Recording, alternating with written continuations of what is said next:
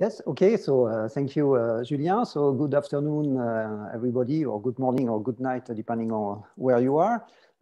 So the outline of my talk is as follows. So first, I was asked by some of the organizers to do a brief recap of the mathematical formulation of density functional theory. Then I will tell us what we know about the mathematical results about Green's functions, self-energy, and the GW methods.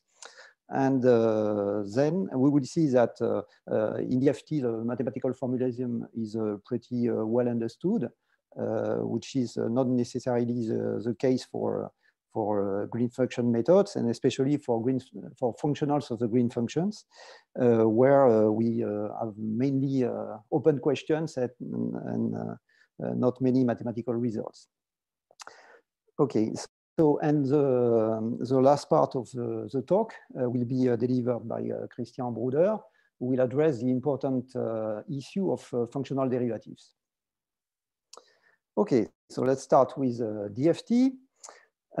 So we have the electronic Hamiltonian that we all well know, and the first mathematical result is due to Kato, who proves the self-adjointness of this operator, which is of course a key result because quantum mechanics requires self-adjoint operators.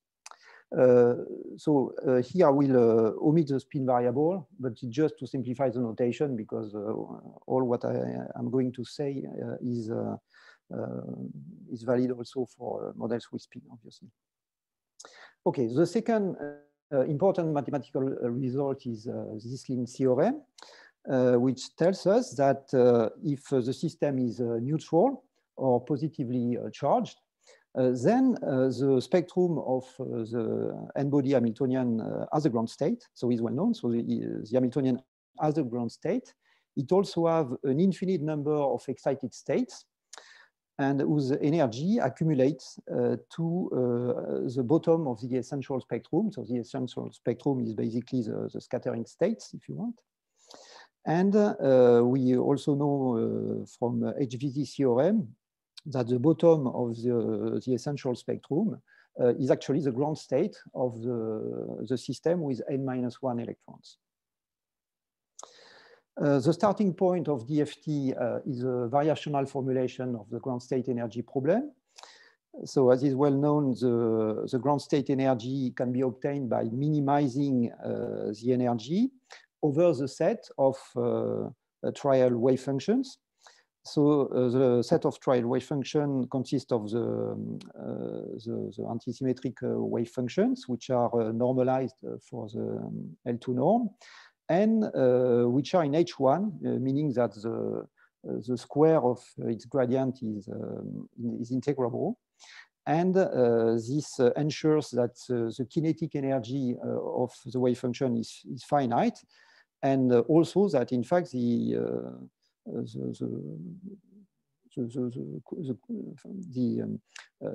electrostatic energy of this wave function is finite as well. Okay, so and as Lucia recalled, the kinetic energy can be expressed as a function of the one-body density matrix. The interaction between electrons and nuclei gives rise to an energy which is a function of the density, the one-body density only. And the electron-electron interaction energy can be expressed as a function of the two-body density. Okay, so then DFT is based on the Oberth-Cohn splitting of the electronic Hamiltonian. In contrast to with what is usually done, for instance, if you do perturbation theory, where you split the Hamiltonian into a one-body and a two-body interaction, and for instance, expand in perturbation of the two-body terms. Here in the Oberth-Cohn splitting, you group together the kinetic energy and the interaction energy between electrons.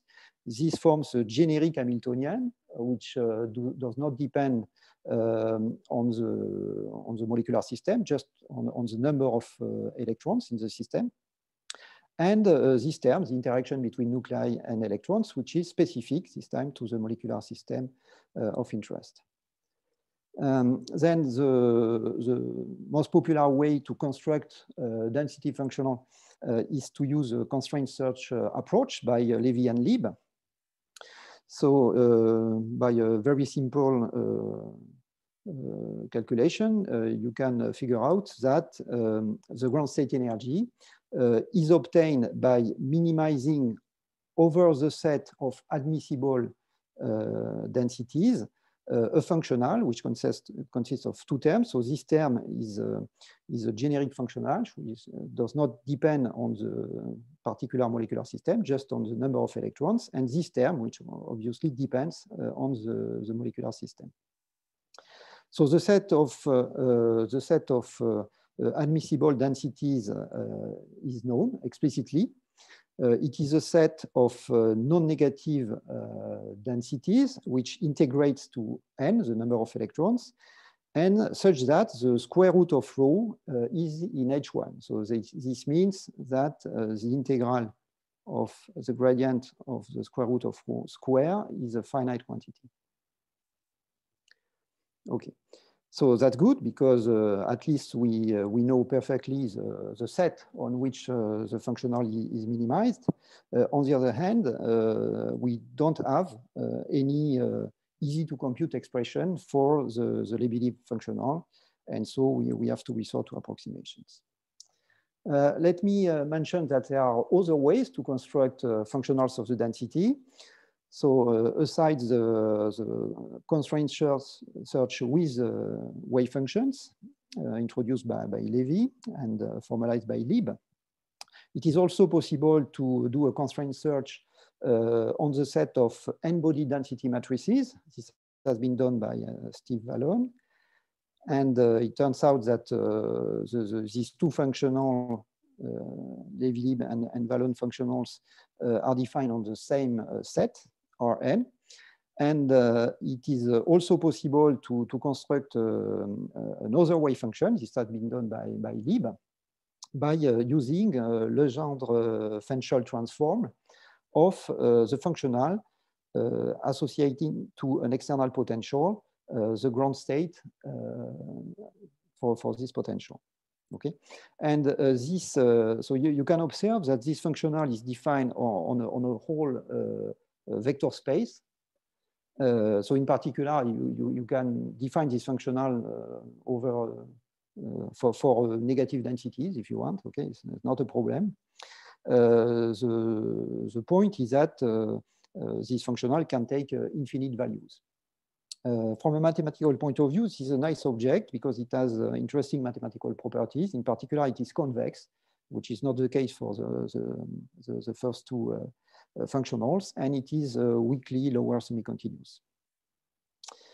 Okay, there are of course relations between these different functionals, and in particular, the Lieb functionals is equal to the Vallone functional on the set of n representable densities, and equal to plus infinity if rho is not n representable.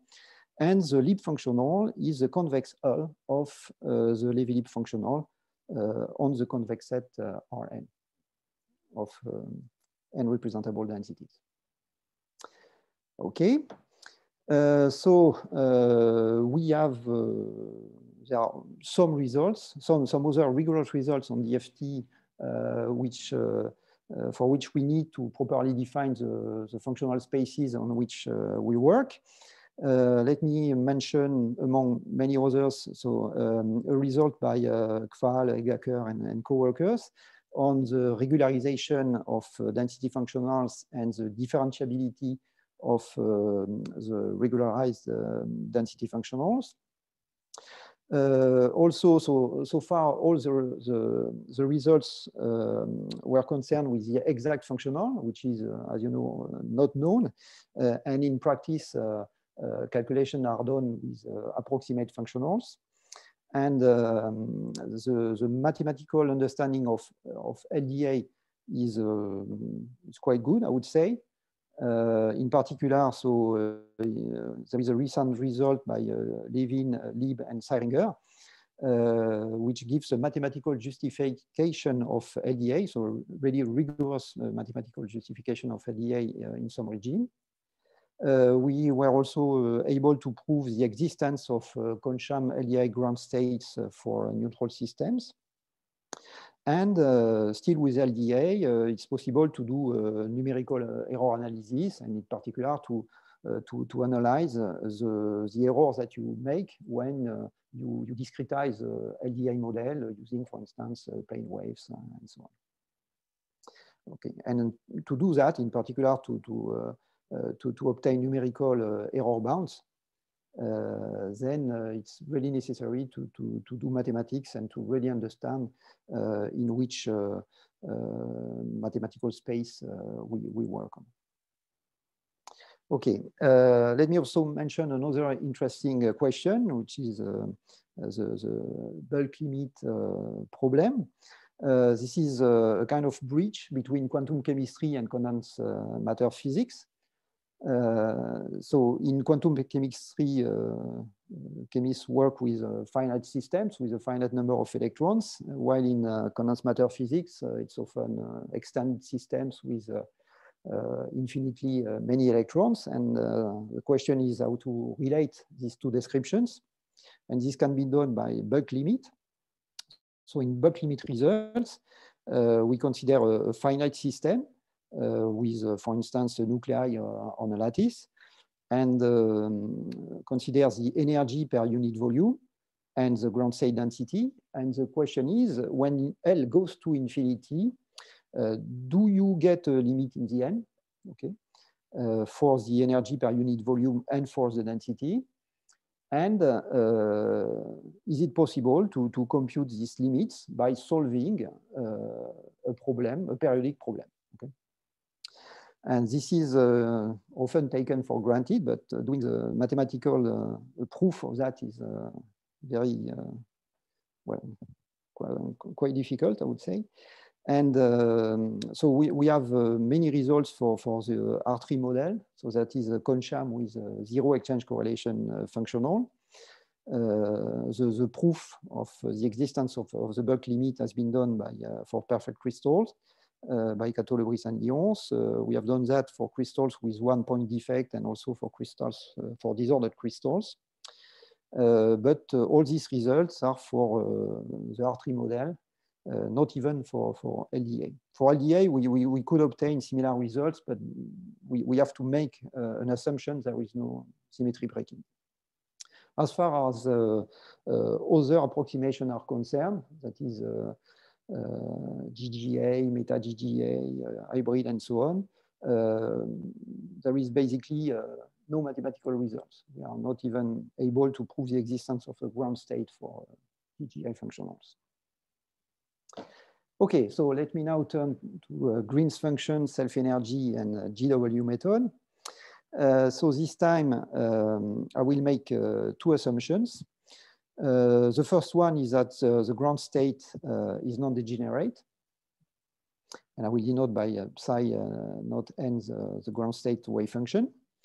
And also, we have to assume some stability of the n-particle system, meaning that the energy of two copies of the system with n electrons on each side is lower than the energy of the system with n plus 1 electrons plus the energy of the same system with n minus 1 electrons. Okay, so to present the mathematical formulation of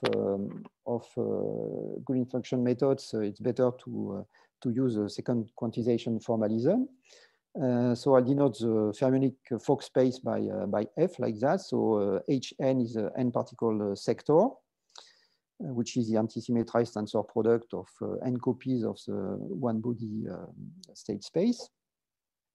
I will denote the creation and annihilation operators by A and A dagger.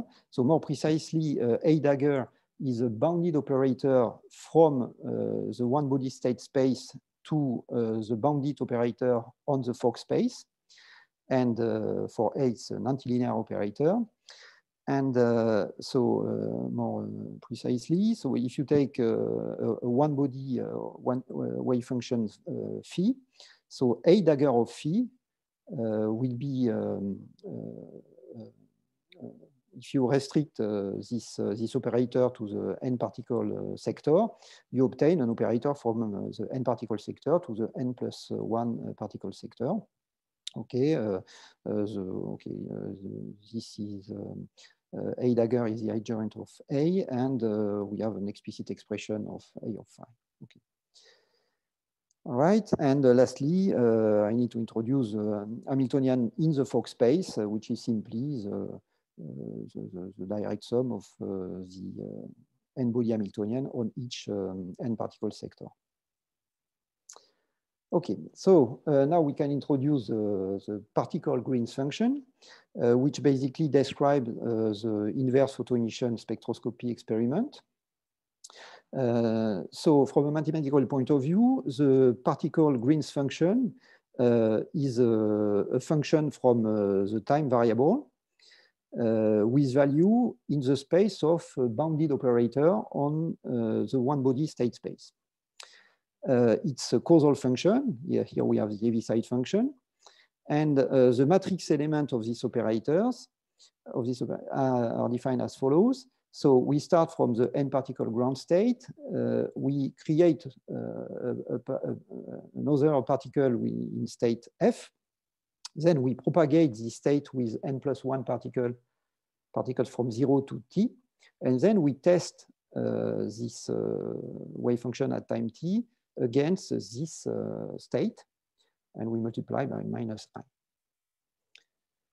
Okay, as this function is bounded is a bounded function from the time variable, we can consider its Fourier transform.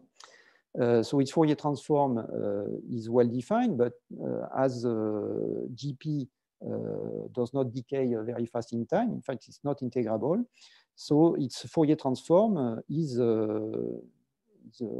not a regular function. It's in h-1 and not much better.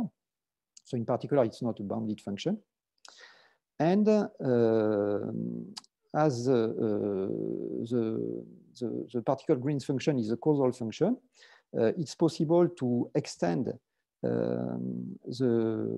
its Fourier representation to the upper half of the complex plane. And so that can be done for any causal function. If you do that, you obtain this interesting representation of the Green function. First, you can observe that it contains the resolvent of the Hamiltonian with n plus 1 particle. And this resolvent is sandwiched between two operators from the one body state space to the n plus 1 body state space. Okay, so it's a kind of reduced representation of the resolvent of the Hamiltonian with n plus 1 particle. And also on this expression, you can see that this function, which was originally only defined on the upper half plane because it's a causal function, can in fact be extended to the whole complex plane except the spectrum of this operator. Okay, now the whole Green's function is, so this one corresponds to a photoemission spectroscopy experiment. It is anti-causal, so its definition is a bit weird at first sight. Okay, we will see why it is defined like that later. So it's an anti-causal function. And what you do is that you start from the ground state, you annihilate a particle in the state F, then you propagate backward in time this state from 0 to t, you test against this state and multiply by I.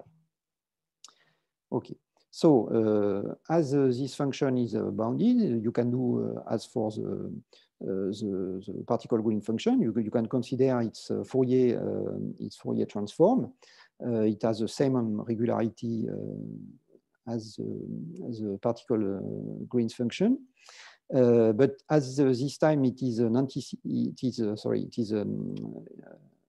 anticausal function, then you can extend its definition to the lower half of the complex plane. You obtain this formulation where you can see that here we have the resolvent for the Hamiltonian with n-1 particles, again sandwiched between two operators. And from this expression, you can see that you can extend the definition of G tilde Z H to the whole complex plane, but the spectrum of this operator. Okay, so now let's see what we have for non-interacting systems. So for a non-interacting system, we have, so this is a one-body operator. The ground state is, of course, the Slater determinant of the lower bound state of H1. The ground state density matrix is a spectral projector of H1 for the interval minus infinity mu naught, where mu naught is any number between the nth and n plus first eigenvalue of this operator. And a simple calculation allows us to figure out that the particle green, so the complex plane representation of the particle Green's function is simply the resolvent of the one-body Hamiltonian times 1 minus the one-body density matrix ground state. And for the whole Green's function, it's just the same resolvent multiplied by gamma naught.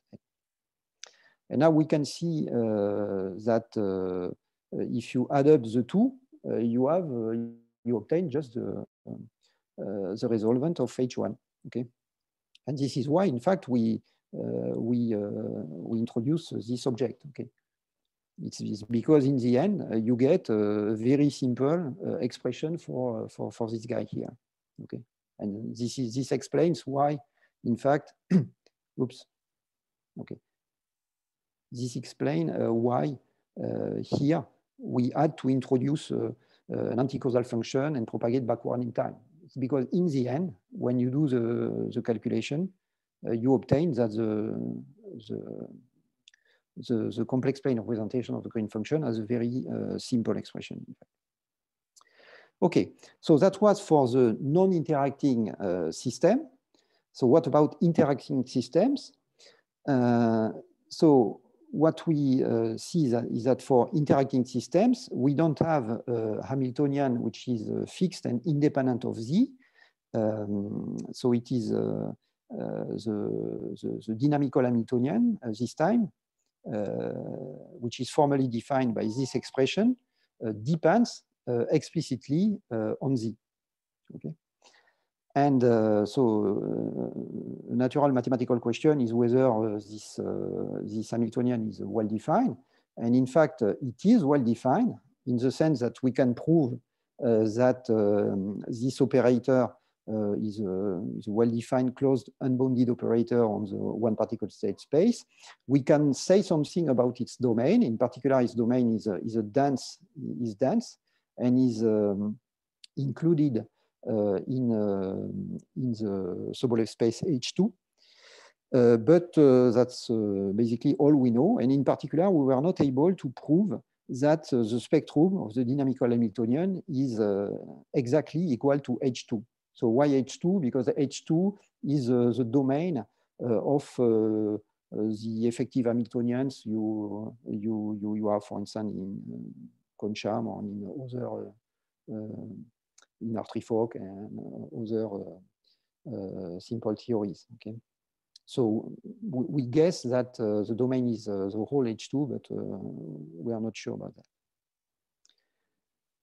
Okay, so what about self-energy? So self-energy is formally defined by this expression. So that's the difference between the non-interacting, the inverse of the non-interacting Green function and the inverse of the interacting Green function. Again, it can be given a mathematical sense as an operator with dense domain containing the domain of the dynamical Hamiltonian. Here also, we don't know exactly what is the domain of this operator. Maybe it's bounded. We don't know. Okay, from that we obtain the Dyson equation. So this is okay.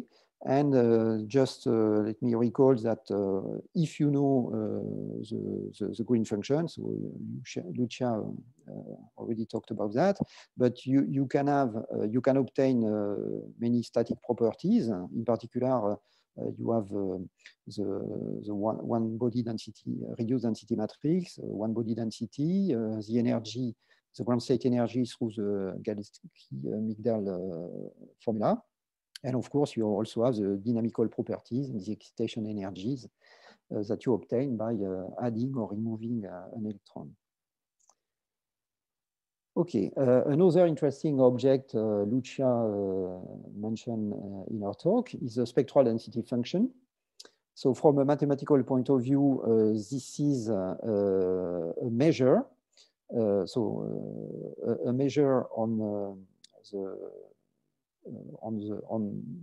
the real axis, but it's an axis where you have the frequency, so it's a frequency axis, which takes its value in the space of self-adjoint operators on the one-body space, the state space.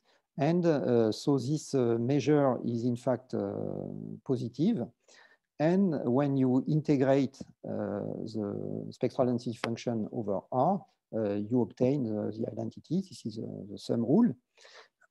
And what is important, well, there are two important aspects. The first one is, as Lucia said, is that you can recover A from the Green's function, but you can also express the Green function in the complex plane as an integral over R of the spectral density function divided by Z minus omega with respect to omega.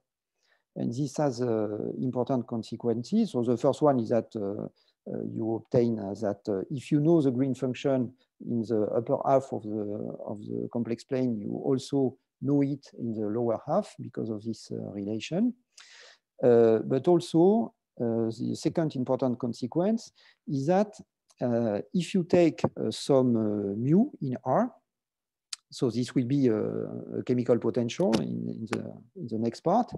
And if you take a sequence of frequencies which go to infinity, so this will be Matsubara's frequencies in the next part, then it can be shown that the Green function can be completely determined by the values, by its values at the discrete point mu plus I omega n. Okay, and this is not obvious. In particular, it is not true for any holomorphic function.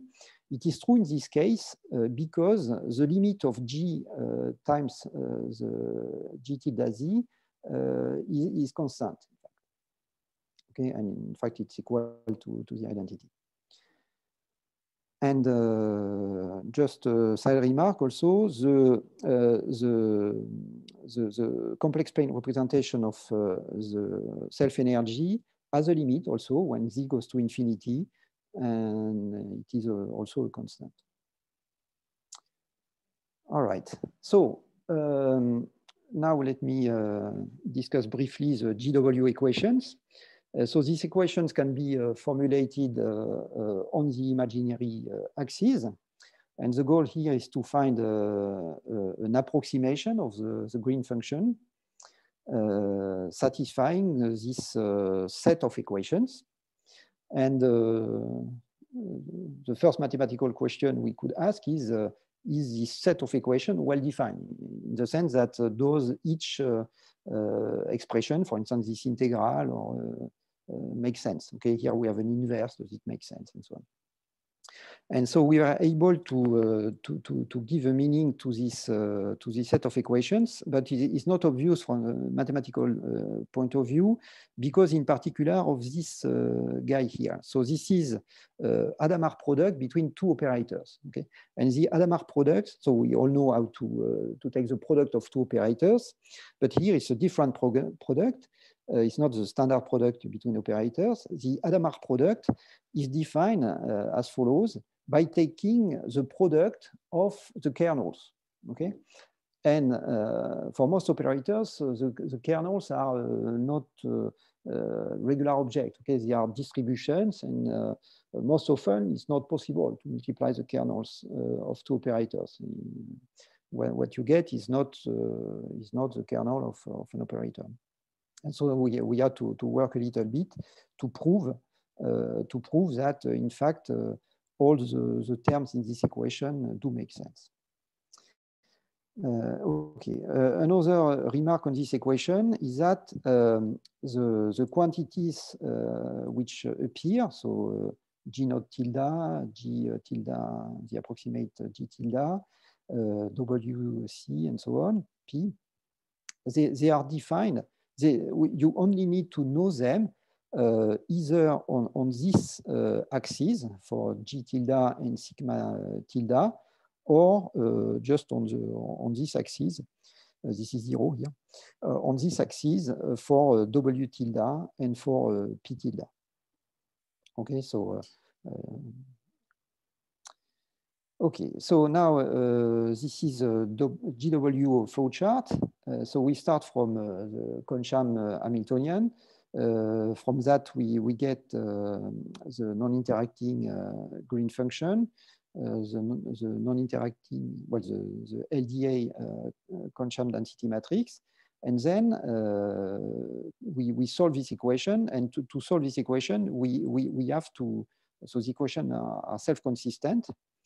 And we were not able to prove that this set of self-consistent equation has a solution.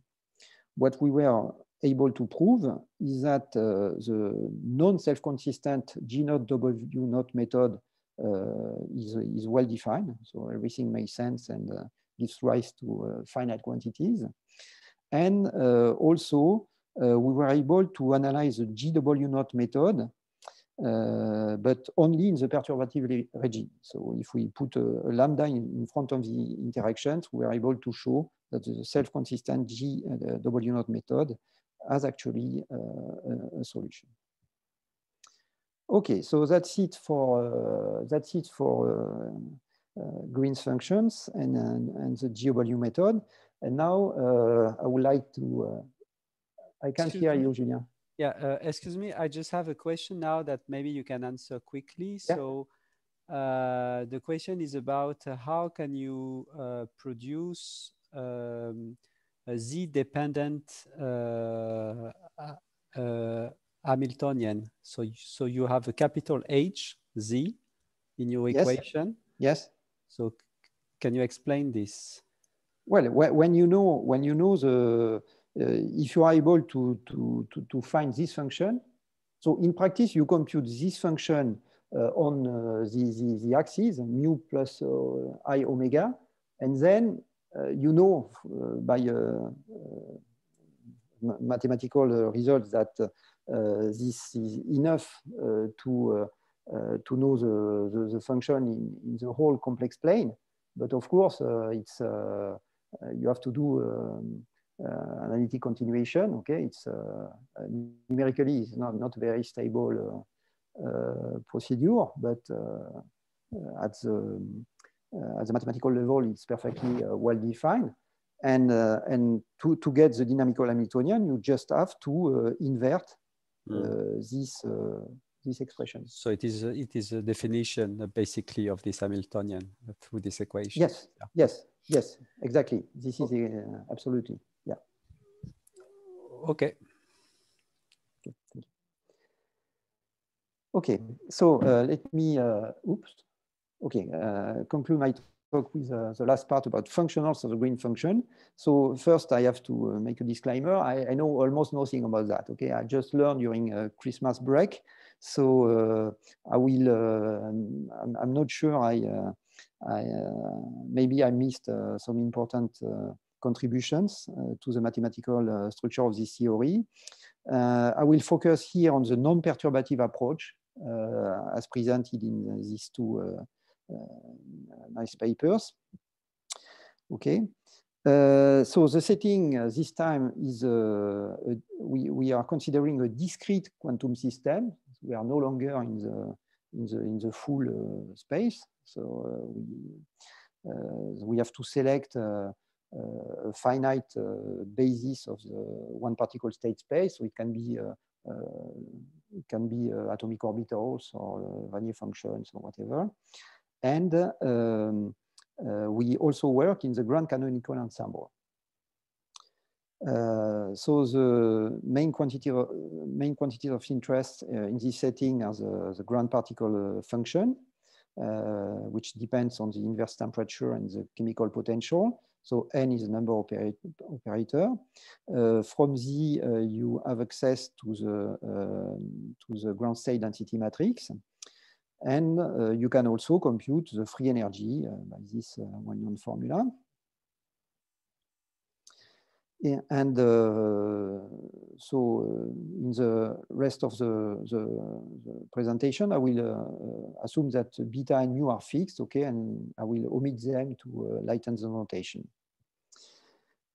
Then we consider any time-independent observable O, and we denote by OTU the weighted average of O with this the ground state density matrix, so the grand canonical ground state density matrix. And so this is the Heisenberg representation of the operator. And note that here the operator that we use here is H minus mu as the number operator. Okay, so now we can formulate the time order green function as follows. Okay, this is the time ordering operator in the Fock space. And we also have in this setting a spectral density function.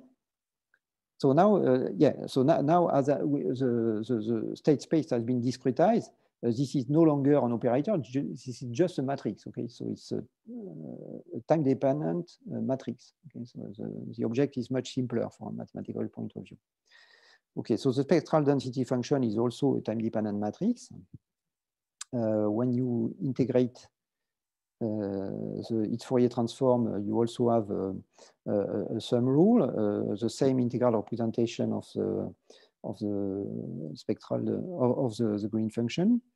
And it turns out that in the non-interacting case, this object is just the resolvent of the one-body operator. That is, you have the same result as in at 0K. I will also need to introduce the Matsubara frequencies, which are defined as follows, and which are nothing but the poles of the Fermi-Dirac function at inverse temperature beta. Okay, and now, so the important observation is that when you work in the grand canonical ensemble, the functions of the green, or the functionals of the green function, or the self-energy that you need can in fact be written in closed forms in terms of the values of the green function and the self-energy just at these points. So mu plus I times Matsubara function, Matsubara frequency. Okay, and so because of that, the main variables in this theory are just the values of this object at these points, and consequently, the object we have to manipulate are sequences, well, infinite sequences, but still sequences, discrete sequences of matrices. Okay, And as far as the Green's functions are concerned, these sequences of matrix are square integrable. And as far as the self-energy is concerned, it's just a bounded sequence. Okay, we also have to introduce final notation, the trace. So the inverse. So again, so this, each AN is a matrix, okay, of size NB times NB, where NB is the sum of, say, atomic orbitals. And we have an infinite number of them indexed by the Matsubara frequencies. So A-1 is simply the sequence obtained by taking the inverses of all these matrices, and the trace is defined as the sum of the trace of these matrices, except that here we put some weight to ensure the convergence in the cases we need. And also we renormalize by beta to the -1. The reason is that when you take this sum, then when beta goes to infinity, so that is when the temperature goes to zero, you obtain the integral over this line. Okay, so just as the starting point of DFT was a variational formulation of the ground state energy, the starting point for functionals of the Green function is a path integral formulation of the grand partition function. Okay, so this can be written as follows. So this is an integral, but an integral with respect to fields of Grassmann variables. Okay, so we don't have just numbers. These guys are not commuting. Okay. So if we introduce the Fourier transform of these conjugate Grassmann variables, we have a nice expression of the action. And the action consists of two parts. So these parts using the Fourier transform, the Grassmann variables, involves the one-body Hamiltonian, and this part involves only the two-body Hamiltonian. Okay, and now you can observe that this is in fact the inverse of the non-interacting Green's function at points mu plus I omega n. Okay, and so this, if we introduce functional, so this is the first functional of that we meet in this part. So this functional is a functional of X. Okay, so X is a sequence of matrices again. Okay, so they appear here. And formally, if we introduce this functional, we obtain that. We obtain this. Okay, that you get the partition function by computing this integral for this functional evaluated at the non-interacting Green's function. Okay, and same for the Green function. Okay. The problem, the first mathematical problem, is that we know nothing about this set. So this set is a set of non-interacting inverse Green functions. Okay. But what is the set, the domain on which these integrals make sense? We don't know. At least I don't know. Okay, but anyway, so this motivates if you still work at a formal level. This motivates the introduction of several functionals, which are defined as follows. So these are functions of X, so X lives in a space we have not identified, but anyway. And you can see that if you evaluate these functionals at the non-interacting Green's functions that you know, okay, sorry, at the inverse of the non-interacting Green's functions that you know, you get the quantities you want. All right, so another remark is that here you have functional derivatives, And using functional derivatives when you have not identified the domain is a bit dangerous, okay? Because you can have unexpected problems if you do that.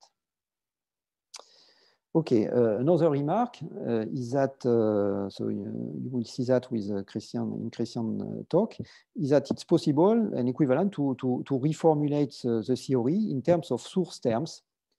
And okay, I have to speed up a little bit. So now we make some assumptions.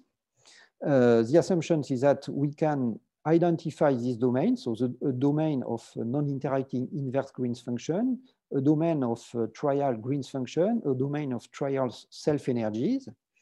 And we assume that for any trial self-energy, we can find a solution so that a solution G, so that G minus 1 plus sigma is in this set, and so that the functional at G minus 1 plus sigma is equal to G. Okay? So we assume that this equation has a solution, at least one, and that it is possible to identify among all these possible solutions one, which is the physical solution, okay? Whatever that means. Now, of course, this is a very nasty, highly nonlinear problem, and we know nothing about the mathematical structure of this problem. The second assumption is that the functional that is defined as a solution to this problem is invertible. So its inverse is denoted by sigma at u.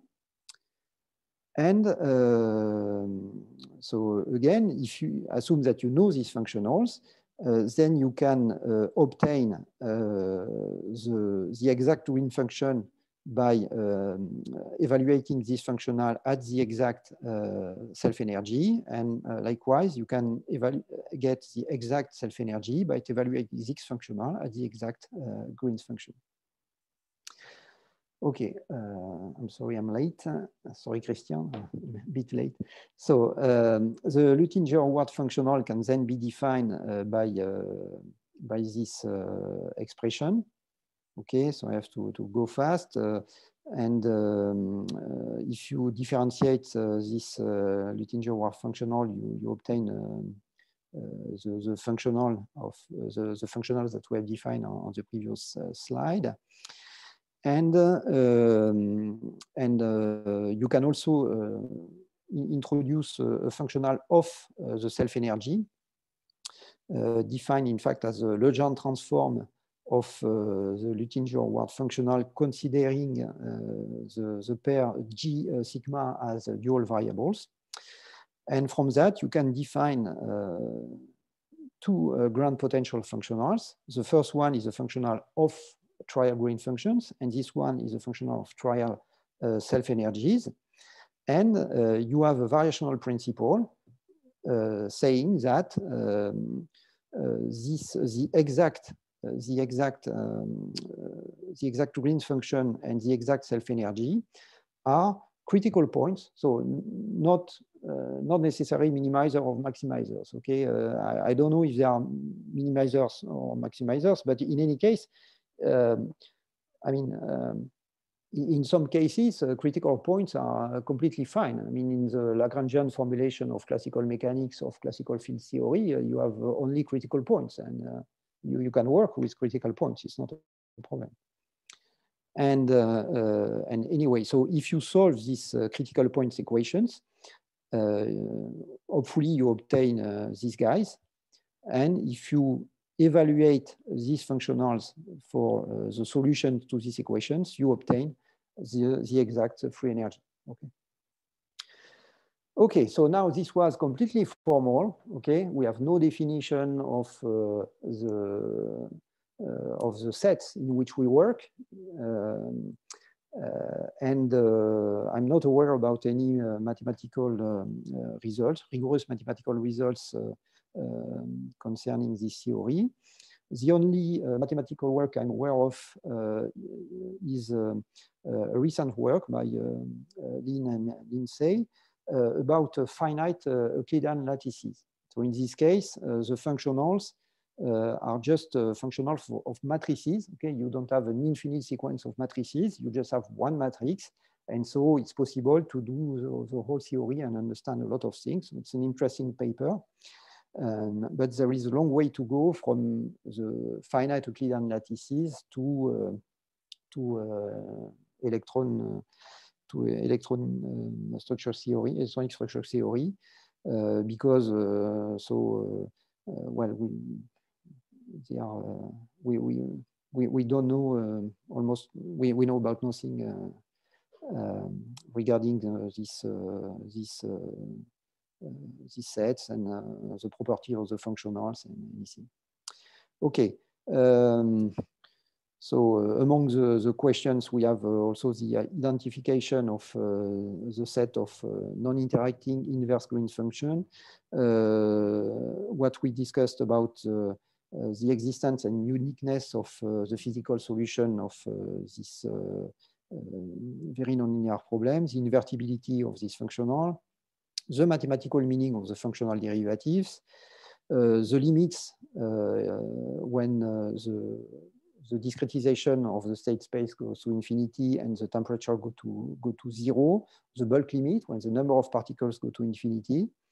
I am not aware about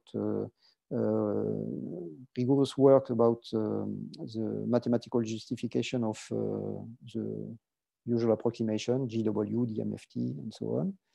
And I don't think there are many works about numerical methods, convergence of algorithms, or error analysis for all that. Okay, so I'm done, and now I leave the floor to Christian for the fourth part. Thank you. So just maybe before we start with Christian, Francesco, you had two questions, I think. Maybe you want to ask them now quickly. Well, no, the first one was about differentiability, but as maybe if I understood well, Christian is talking about functional derivatives. So I will wait for him to speak about that. And at a certain moment, you mentioned very rapidly the fact that there is this Hadamard product and there might be issue, and I just wanted to know what was the problem there. Is it because there is an arbitrary definition of the Hadamard product, or? No, it's not about a question of arbitrary definition. Is about the fact that usually when you have an operator, it's a green kernel. It just is not a smooth function. It may have singularities, and even if it is a smooth function, it's not clear that if you multiply two functions, you will obtain the kernel of well-defined operators. For instance, if they go very fast to infinity, you can be in trouble. Okay. So for this operator to make sense, you need properties. You need to know properties about their kernel. Okay. Okay. Okay. So it was not a question of arbitrariness. No. It's each time you have a Hadamard product, you need to make sure that you are allowed mathematically to multiply the kernels and obtain a well-defined operator. Okay.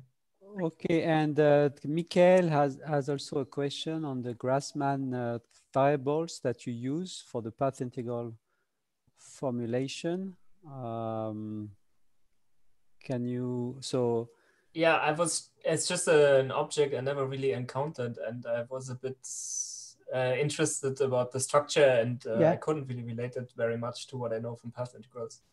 Okay, yes. So Grassmann variables, so first they are not numbers. So the Grassmann variables are elements of non-commutative algebra, and on the algebra defined by these Grassmann variables, you can define an integration, derivative and an integration, but the properties are a bit weird. So for instance, you have that the integral of dA over d theta is equal to 0, for instance.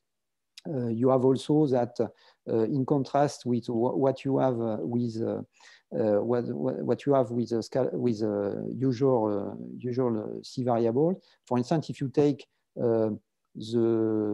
if you consider a Gaussian integral, for instance, this, okay, with usual variable, you would find the determinant of k, and here you find the determinant of k minus 1.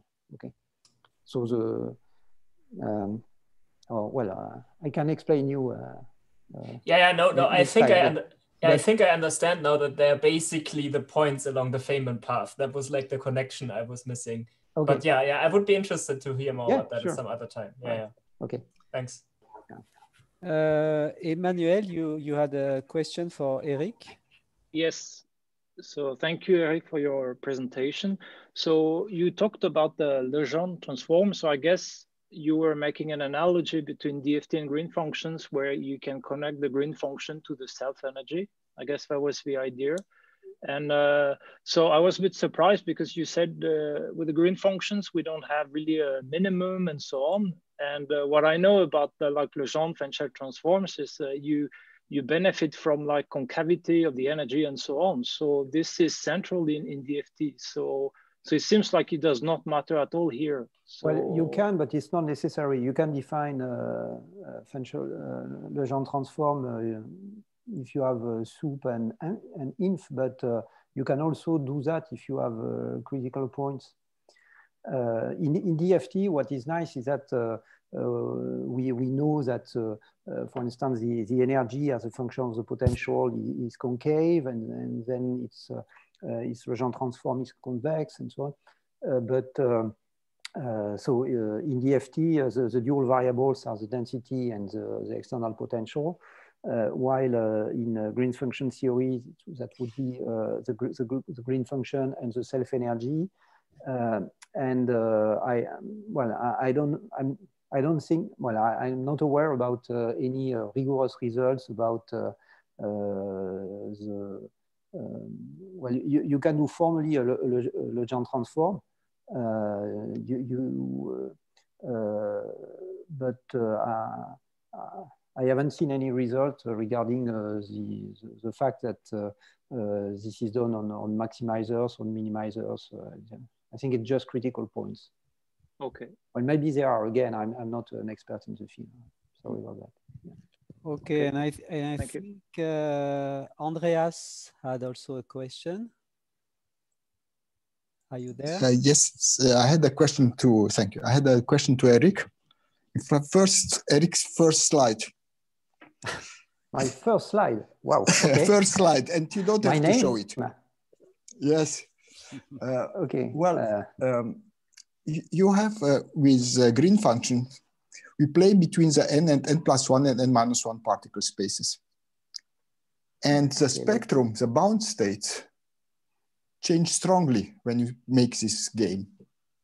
So what is in the bound state and what is outside it, right? Okay, so can you see my screen? No, you don't have to show it. Okay, you simply have bound states. You have bound states and you have bound states and you have the essential spectrum, right? You have the discrete spectrum as the essential spectrum, right? Mm-hmm. Yes. And if you start playing between you start making an approximation for the non-interacting system there, it doesn't play a role. The spectrum will be the same if you change the number of particles. But for an interacting system, this is even counting the number of states. No, I don't think so. I mean, if you change the number of particles in the non-interacting system, you change the essential spectrum. The fact that for instance, the HVZ theorem is also valid. No. Yes, of course. No. Well, but question. No, but you see, for the non-interacting, I don't see any problem. Yes? No, there are no problem. Yeah. Okay. Yes. But if you put interactions, then there are problems. Yeah. It's not the same thing to start from the non-interacting or the interacting. You don't have the same pictures, the same counting of states. The counting of states is different. Mm-hmm. And then I wonder if this does not make problems when you try to correct the fact that you shift states between the essential between I don't know, the discrete spectrum and the essential spectrum. You shift states from one part to the other, and I don't know how healthy this is for when you start making approximation, and if there is something how to control this type of approximations you start make when you do things like this. Yeah. Okay. Well, I would say that the problem you raise is probably important for excited states and high energy excited states. I'm not so sure that for the ground state you can be even for the ground state you can have if you start from even for the ground state, when you change the number of particles, the ground state may disappear. Yes, sure, yeah. Even that, it just goes over into the essential spectrum. Even there. Mm-hmm. Well, but so I agree with the statement. Yes, if you have too many electrons, then there is no ground state. No, there's no ground state anymore. So I think that this is an aspect where I don't know if, in the construction of the theory, it's not an aspect you should think about and think about the way you construct approximations if there are not things to think about. And even when you switch off, when you were speaking, you could prove things for small lambda. Mm-hmm. But I mean, even for non-interacting system, you can have the same problem. If the non-interacting Hamiltonian has only a finite number of ground states, then you don't have existence of a ground state. Yeah. So when you don't have situations like that you described before for these Coulomb systems, where you have you approach you have an infinite number of states that approach ionization limit, and so then you also can have this kind of problem. And I think there is, for me, this is an essential question: how do I approach this kind of problem? From when I want to construct approximation, what's a good way of approaching? Can I say about this thing? How things evolve? Do they appear as resonances? Do they appear? I don't even speak about problems like choosing the right basis sets. Yeah, I see. Just wanted to put this into discussion. It's not that I don't ask for answer now.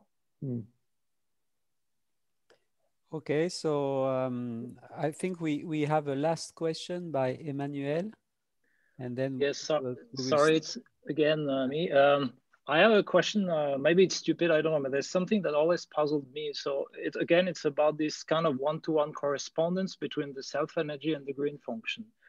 So if you work only with the one electron reduced density matrix, this mapping does not exist. I mean, you can think easily for a non-interacting system, you can generate various non-local potentials in the orbital space that will generate the same ground state density matrix. This seems to disappear when you work with the time-dependent, the green function, which is a time-dependent quantity. So how does this happen? Do I miss something, or I always found this a bit confusing. So I don't know if this question is for Eric, but maybe Lucia also want to comment on this. Or?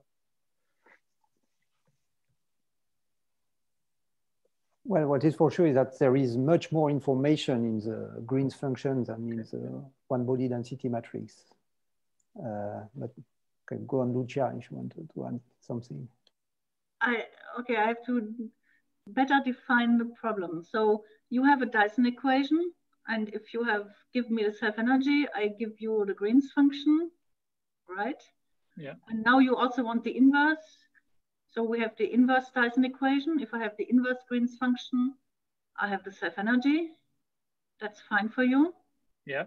Of course, when we go between the Green's function and the inverse Green's function, we have to be very careful to boundary conditions, because you can imagine the inverse Green's function contains the Hamiltonian. Take the non-interacting Green's function. Non-interacting Green's function is defined by the non-interacting Hamiltonian. But if I don't tell my system that I want occupations in the ground state that I want to fill the lowest possible states, I could also produce from the same Hamiltonian a Green's function that is a Green's function in the excited state, right? Mm-hmm. And this definition comes when you invert. So you start from the inverse Green's function, very well defined. It's just the Hamiltonian. Now you invert. And now comes a boundary condition in the inversion that tells you that you want the ground state Green's function already in the non-interacting problem. So it's not so simple, okay? Yeah. There something is hidden. Okay. And then, of course, you have another problem, and I don't really know which one you refer to, but that not all self-energies are self-energies stemming from a many-body Hamiltonian with a local static potential. Again, you have this problem of the domain of self-energies. Not all functions of two space, spin, and time variables are self-energies in this sense, I would say. So that's the second problem. Okay. No problem disappears. Yeah, okay, okay. Yeah, but you can probably define the functionals on much larger spaces than the space or the set of admissible, physical Green's function or self-energies. Exactly, and then you can have the one-to-one correspondence, except for this inversion problem, I would say, still to be thought of. Okay. I mean, but then again, the domain of definition is not clearly identified, because in density matrix functional theory, it's not clear really. I always thought that you could have a class of non-local potential that give you the same density matrix, but it's not really clear to me how to define that. So. Okay, then we could ask another question. Now this I don't know, because you could say, okay, I have a self-energy, I get an inverse Green's function without any problem. Now I invert this inverse Green's function to get a Green's function, and here I could get different results according to the boundary conditions. And suppose I choose a result which is an excited state Green's function. I could ask whether this one could also be the ground state Green's function of another self-energy. Yeah. I don't really think so, because if you re-invert, you get really, again, a well-defined g to the -1, but okay, I have to think about it. But there's certainly still, as I just said, it's not that all these one-to-one correspondence problems disappear. You still have to be very careful, especially when you invert. Okay. Okay, thank you. Thanks to both. Yeah. Both of you. Okay, so I think we can stop here. So thank you again to all the speakers. And so we will continue this workshop tomorrow at 2.